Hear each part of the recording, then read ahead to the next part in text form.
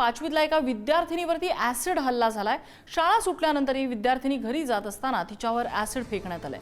विद्यार्थिनीच्या चेहऱ्यावरती ऍसिड फेकल्यानंतर हा अज्ञात विकृत फरार झालेला आहे। या विद्यार्थिनी त्यामध्ये गंभीर जखमी झाली असून तिला तात्काळ उपचारासाठी लोणी इथल्या खासगी रुग्णालयात दाखल करण्यात आले। तिच्यावर उपचार सुरू आहेत। तिची प्रकृती चिंताजनक असल्याची माहिती आहे। या घटनेमुळे परिसरात भीती आणि संतापाचं वातावरण निर्माण झालंय। अहिल्यानगरमधील पीडितेवरील उपचाराचा खर्च शासन करणार आहे असं आदिती तटकरेंनी सांगितलंय। आरोपीला शिक्षा देत पीडितेला न्याय मिळवून देणार असंही त्या म्हणाल्या। ऍसिड सहजपणे मिळणं हे अत्यंत गंभीर आहे अशी टीका अशा प्रकारचा मुद्दा सत्यजित तांबे यांनी मांडला।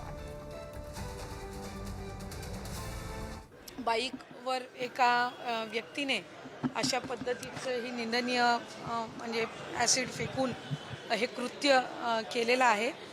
CCTVचं किंवा आजूबाजूचं अजून काही त्याच्यातली तपशिलातली माहिती ही काही अजून चौकशीमध्ये आढळलेली नाही आहे। शासनाची आणि महिला व बालविकास विभागाची जी मनोधैर्य योजना आहे याच्यातून आम्ही त्या कुटुंबाला, त्या पीडित मुलीला आर्थिक सहाय्य करण्याच्या दृष्टिकोनातून स्थानिक पातळीवरून प्रस्तावाची मागणी केलेली आहे आणि तिच्या उपचाराची त्या पद्धतीनं जी जबाबदारी आहे ते शासन घेत आहे।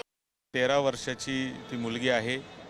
वडगावपान नावाच्या गावात ती शाळा सुटल्यानंतर घरी परत जात असताना एका मुलाने मोटरसायकलवर येऊन तिला काही प्रश्न विचारले आणि प्रश्न विचारता विचारता तिच्या चेहऱ्यावर ॲसिड फेकलेला आहे। जो आहे आरोपी तो सापडलेला नाही।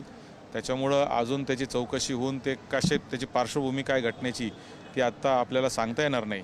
परंतु ॲसिडचा वापर सर्रासपणे होणं, ॲसिड सहजपणे मिळणं हीच मुळात माझ्या दृष्टीने अत्यंत गंभीर गोष्ट आहे आणि म्हणून पोलीस प्रशासनाने याच्यावर गंभीर असं पावलं उचलली पाहिजे।